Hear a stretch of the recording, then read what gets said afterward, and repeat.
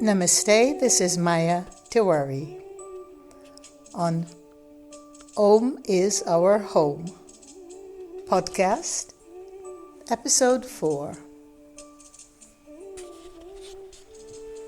Allow me to do a Vedic prayer that appeal to the divine energies, God and Goddess, for our protection and the welfare of all humans, animals, nature, Mother Earth.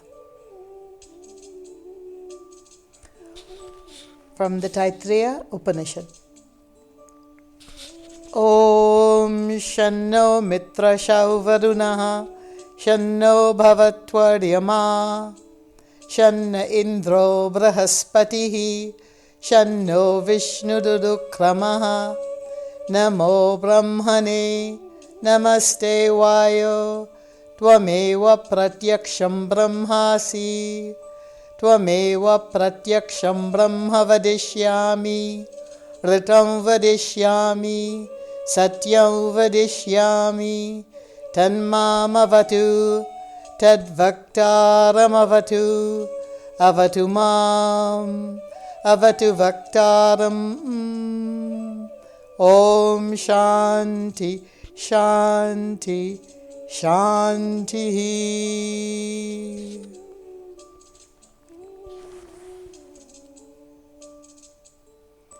In the continuing series of our present predicament with the pandemic of COVID-19, I'd like to give us a gentle reprieve, a sadhana practice to do that we can incorporate into our daily lives, and that is called honoring our ancestors. As many of you know, this is a work that I've introduced into the world of practices for everyone to do since the year 2000, I believe, or even earlier. But putting that aside, as Tagore says, faith is the bird that feels the light when the dawn is still dark. For us today, the dawn is very dark, but you can feel the light. You could feel the emergence of a new world coming into birth within yourselves. That is, once we allay the fears and concerns and all of the changing of our daily patterns that we must make. Whatever the reasons are for the mystery surrounding COVID-19 as a novel virus rather than a viral epidemic, and whatever may be the intent behind the isolation of a third of the world of human population, let us use this opportunity to stay a little closer to the breath and heart of our home. Appropriately named this podcast, Home is now in Om, or Om is Our Home.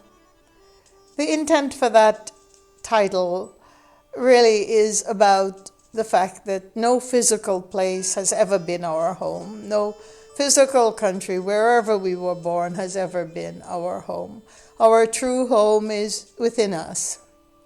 And the cosmic Om is a wonderful way to create that aura. We're in a bubble right now, but the aura of light, which is a different kind of bubble. That globule of light that surrounds us in the vibratory field of Om is where our home in the new world must now be. One of the reasons I introduced honoring ancestors as a daily practice so many decades ago is because we have not only disconnected from Mother Nature, but we also cut our spiritual umbilical cord to the ancestors, to the past of our lineages, ancestry, and traditions. And I'm not talking about religion. My talks have very little to do with what we understand as religion today. Many of you know that I've also walked that path stoically, the path of religion, being a Hindu. But the basic idea today is not about our religious underpinning, although that's part of our ancestry, but to most degree it is not part of everyone's ancestry. Our religions have changed, our belief systems have changed, our habits and attitudes in the modern world have changed. So much has changed, but what has not changed is the underflow of and ever-present presence of our ancestors. For the benign ancestors, we call upon them for their grace every day, and that does help. For the not so benign ancestors, we pray that they may find their gentleness, their resolve, their reprieve in the peaceful afterlife. My tradition in the Vedas has given me so many gems which I have been sharing with you for many years now. It has given the world, it is Sanatana Dharma, the universal life path that welcomes everyone and serves everyone. The life of service is also a life of remembering, a life of nourishment, nurturance, care for the inner terrain, because that is what we are looking at today. Given this opportunity in the darkest hour before dawn, we can use it to do simple practices that bring alive our memory, our cognitive memory about our relationship to the cosmos.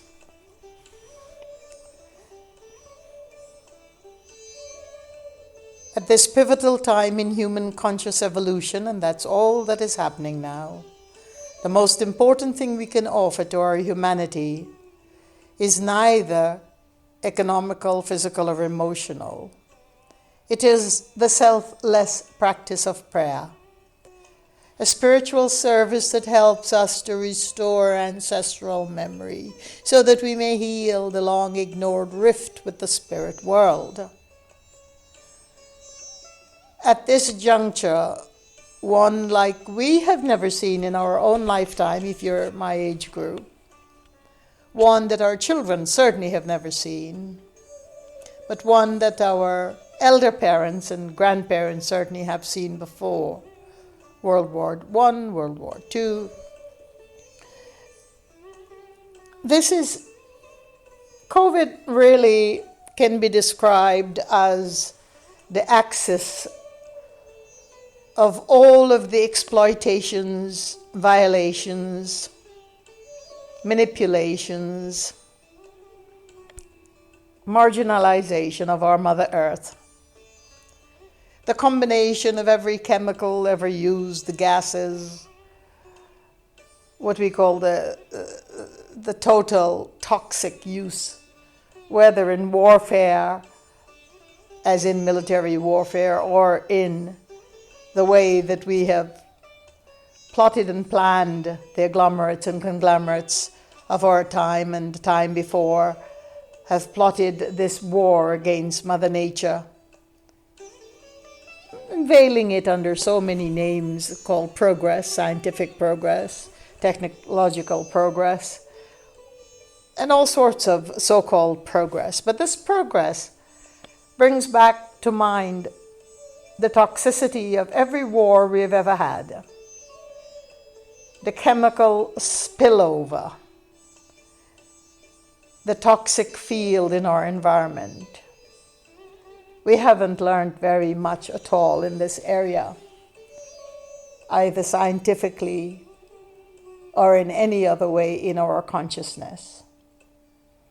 And so A practice like honoring ancestor is about breathing as well.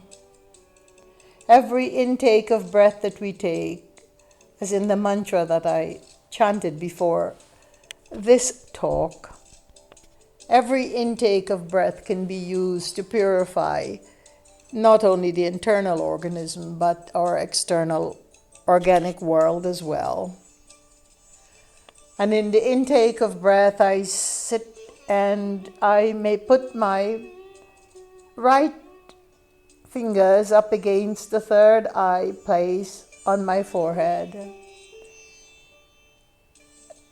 deliberately blocking sight from being distracted, and breathe in very, very deeply with the intent of I take in the breath of life, and as I exhale all the toxicity from my body, my mind, my spirit. But I'm not exhaling that toxicity back into Mother Nature. With the help of my ancestors, may I transform my exhalation breath, my prana of exhaling, giving it back to Mother Nature as light in the vibration of Om. We breathe in and we breathe out in this way. It is one way to internalize our ancestors. We may not know who they are. We may not remember their faces. We may have been adopted. We may not know the entire lineage. Most people do not know their entire lineage. And that's all right. They know who they are. And they have never given up their relationship with you in the invisible, etheric, energetic world that surrounds us. May the challenges of every day serve as a metaphor not for the erosion of our dharma or our internal values, but for retrieving healing ways that restore our human power of ahimsa. Next to prayer, the action of ahimsa, non-violence, non-hurting, non-toxicity, in word, form, action, deed, whatever. Ahimsa is going to see us through. This act of ahimsa will see us through these challenging and treacherous times.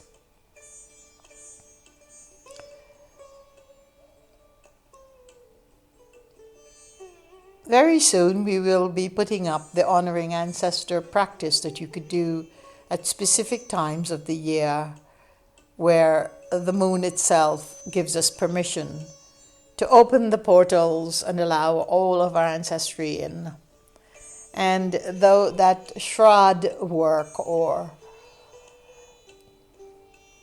offering of nourishment to the ancestors can be done by everyone of any tradition. This is not becoming a Hindu. This is becoming a human person that remember our past, which influences our present and takes us right into the future.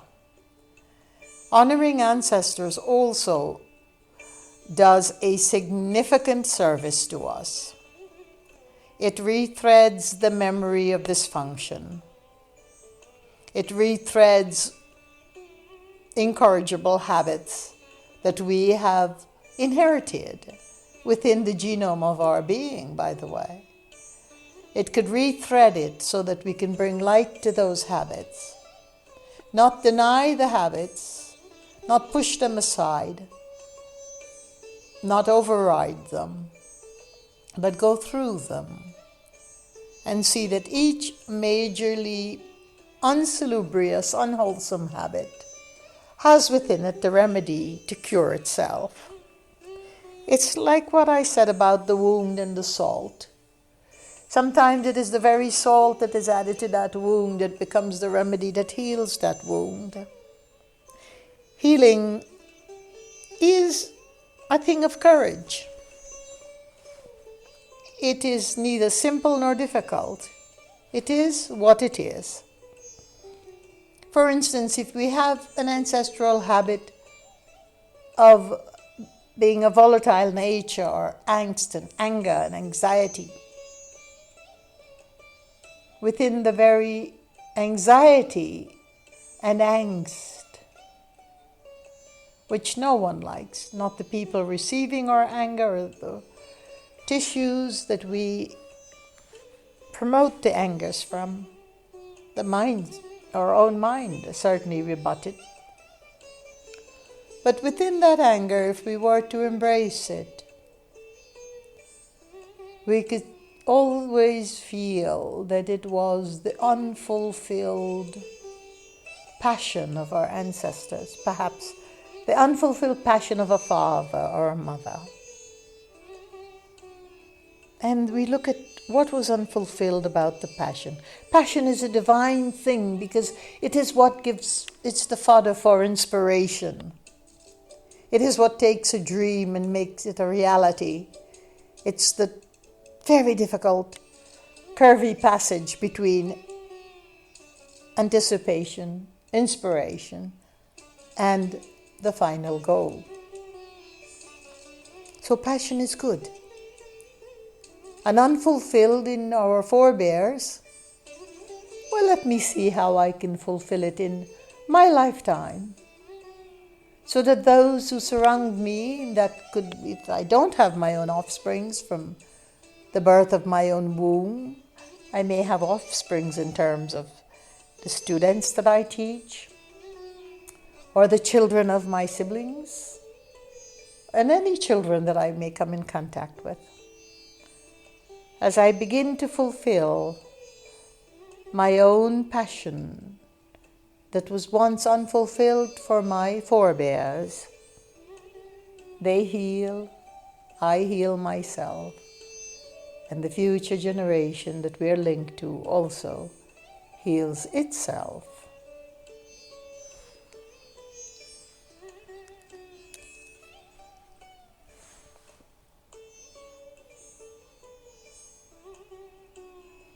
You may set up a small altar. Well, the primary goal of my podcast is to talk about our food source and food, but nourishment. We're told in the Vedas, in several Vedas, the magnificence of Mother Nature's food. It is way more than what we understand food to be. It is way more than the sustenance for this earth and our earth body. The altar in your kitchen is for the devotion of food in that temple space. But an altar anywhere else in the home that you set up may have the divinity that you love, may have crystals, may have your mala bead or rosary. It may have verses from your spiritual texts. But add to it a picture of one of the ancients. If you can't find a picture of one of your own lineage elders, you may have an attraction to an elder. The crones. Oh, they need our prayers alive as well, not just our ancestors. Not just the crones and elders of our ancestors, but the elders within life in our present planet. Did you know that a sixth of the population of the world are elders? Isn't it interesting, I might add, that this population, which is nearing, I think, 750 million people of croneship, elders, your elders, my elders, everyone else's elders, that COVID-19 actually targets this incredible population of elders. What did I say yesterday in my third episode, which I called Food is Memory, Eating is Remembering, and talk about that in that episode. But what did I say about wisdom, eldership, crone-ship. Just like when we lose a species unconsciously and force them into extinction before their time. It's the same equation when we lose our elders to disease rather than the natural course of dying and death. So are we to be a civilization that live without elders? Without the wisdom of our amazing, alive forebears? We must also ask ourselves that question. It is a very interesting question. But getting back to setting up that altar, because this will give you a little space, a little more internal space to cogitate in. Now, everything that I've told you about practice for the ancestors today only takes a few minutes. So certainly we can, in the retreat of our home, which is now Om, we can do these tiny little practices. The only important thing to remember is that we do them regularly, so they overtake other habits in our lives.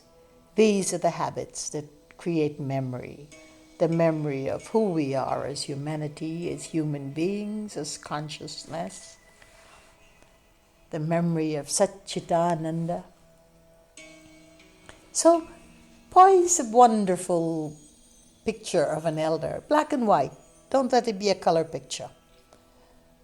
Your elder, your great-grandparent, your grandparent, however you can come up with that would be great.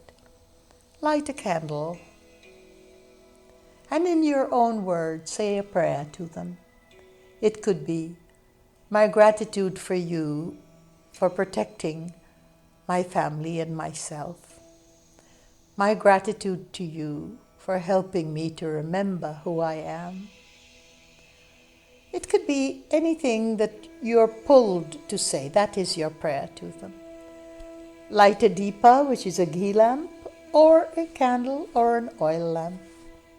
In the Vedic tradition, in Hindu homes, we use the ghee lamp because the tejas, the absolute divine glow that comes from the elixir of ghee that came from the mother cow, is irreplicable in our lives, is what it gives to us in terms of a memory of ojas, a memory of our immunity, a memory of being a human.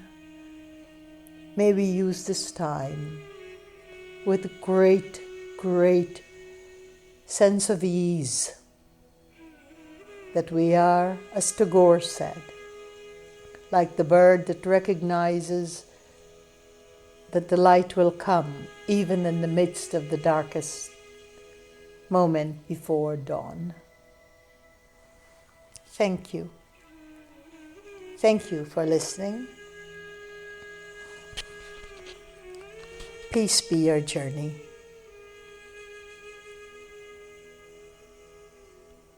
Om is our home.